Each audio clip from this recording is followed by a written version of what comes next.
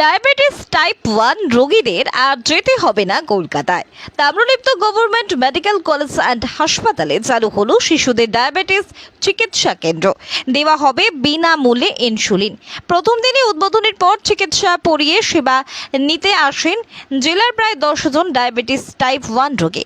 মূলত বারবার প্রস্রাব করতে যাওয়া, ওজন কমে যাওয়া, খাবারের চাহিদা বেড়ে গেলেই প্রাথমিকভাবে রক্ত পরীক্ষা করা প্রয়োজন। এরপরে ডায়াবেটিস ধরা পড়লে দ্রুতই তার সঙ্গে চিকিৎসকের পরামর্শ অনুযায়ী চিকিৎসা পরিষেবা নেওয়া প্রয়োজন।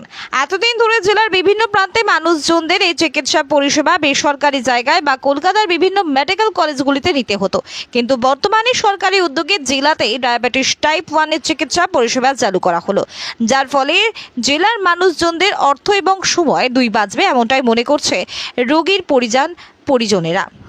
অনেকটাই সুবিধা হয়েছে, কারণ আগে অনেকই খরচা হতো। এটা টাইপ 1 তো, তাই এর কি বলবো, আমি 4-5 বছর আগে টেস্ট করছিলাম এটা টাইপ 1 না টাইপ 2 জানার জন্য। তখন খরচা পড়েছিল প্রায় 40 থেকে 35 লাখ টাকা এরকম সামথিং। আর হ্যাঁ, তারপরে এখন এই আজ থেকে শুরু হয়েছে এখানে, তাই এসেছি এখানে।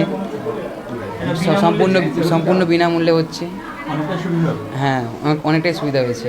কতদিন ধরে চলছে তোমার এই? আমার 12 বছরে ধরা পড়েছিল, এখন আমার বয়স 18+। সুগার টেস্ট করি, করার পর দেখলাম যে 570 মিল সুগার হয়েছে।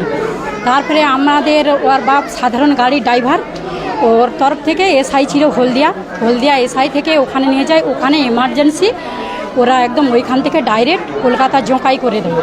কলকাতা যখন জোঁকাই করে দেয়, আমরা তো সাধারণ বুঝতে পারি না, বাড়িতে তো কারোরই সুগার নেই, যে বাচ্চাকে মিষ্টি খাওয়ালে সুগার আরও বেড়ে যায় বলে পরিমাণ। তো আমরা জানি না, মিষ্টি খাইয়েছিলাম, বাচ্চা আরও ক্লান্ত হয়ে গেছিলো। ওখানে যেতে নেই, পরিষেবা খুবই ভালো। কতদিন ছিল ওখানে 22 দিন কাঁচের ঘরে ছিল। কত বছর বয়সে ধরা পড়েছিল? 9 বছর বয়সে। মেডিকেল কলেজের শিশু বিভাগের চিকিৎসক অনুপম সিনহা বলেন, এই রোগটি এমন রোগ, এটি দ্রুত চিকিৎসা করা প্রয়োজন, না হলে ভবিষ্যতে অনেক বড় সমস্যার সম্মুখীন হতে পারে। ইনসুলিন সহ সমস্ত পরিষেবা সম্পূর্ণ বিনামূল্যে আমাদের এখানে থেকেই দেওয়া হচ্ছে।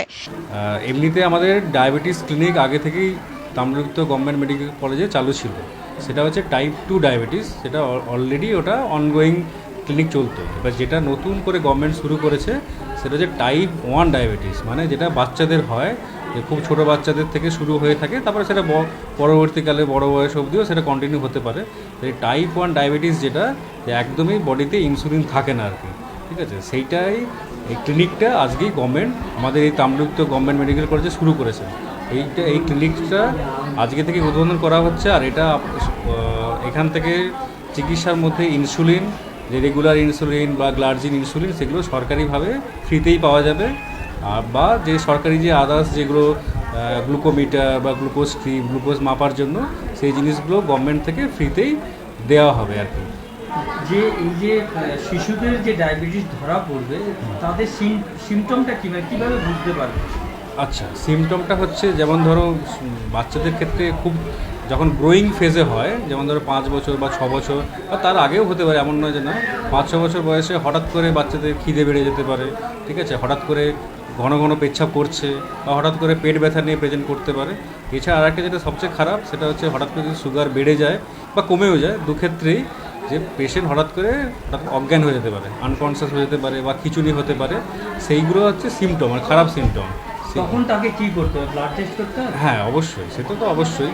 যদি কেউ অজ্ঞান হয়ে থাকে বা কিছু নয়, তাকে তো অবশ্যই আগে হাসপাতালে আসতে হবে।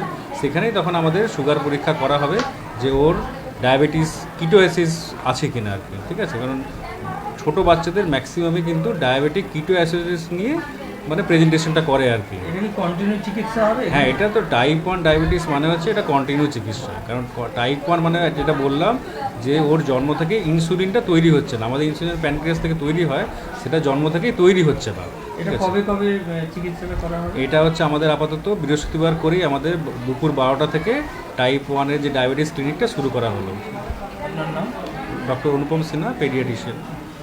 প্রিন্সিপাল শর্মিলা মল্লিক জানান, প্রাপ্তবয়স্কদের ডায়াবেটিস চিকিৎসা পরিষেবা চালু থাকলে শিশুদের জন্য আজ থেকে ডায়াবেটিস পরিষেবা চালু হলো।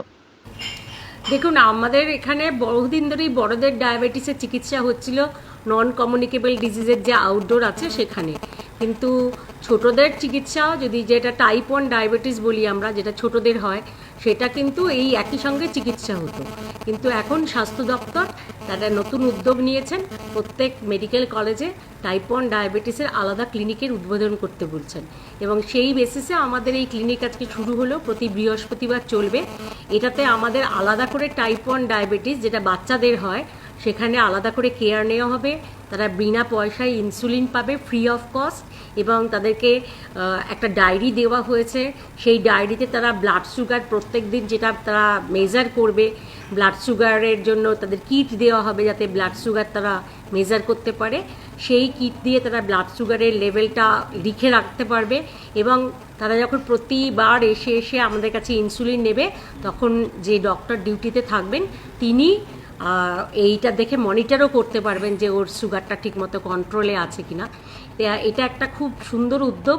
এটাতে আমাদের যখন পেরিফেরাল মেডিকেল কলেজে এই ধরনের উদ্যোগ শুরু হলে সমস্ত পেশেন্টকে যাদেরকে এই চিকিৎসার জন্য কলকাতার মেডিকেল কলেজগুলোতে দৌড়তে হতো, হ্যাঁ, শুধু ইনসুলিন আনার জন্য বা টেস্ট করার জন্য বা স্পেশালিস্টের পরামর্শ নেওয়ার জন্য, সেটা এবার থেকে ডিস্ট্রিক্টেই অ্যাভেলেবেল হবে। বা বেসরকারি জায়গায় করলে অনেকটা খরচ পড়তো। হ্যাঁ, বেসরকারি জায়গায় করলে যারা এটা তাদের তো পুরো ইনসুলিন কিনতে হতো, কিন্তু এখানে একটা সিস্টেমটা প্রোগ্রামটা এমনভাবে করা হয়েছে শুধু ইনসুলিন দেওয়া বা ব্লাড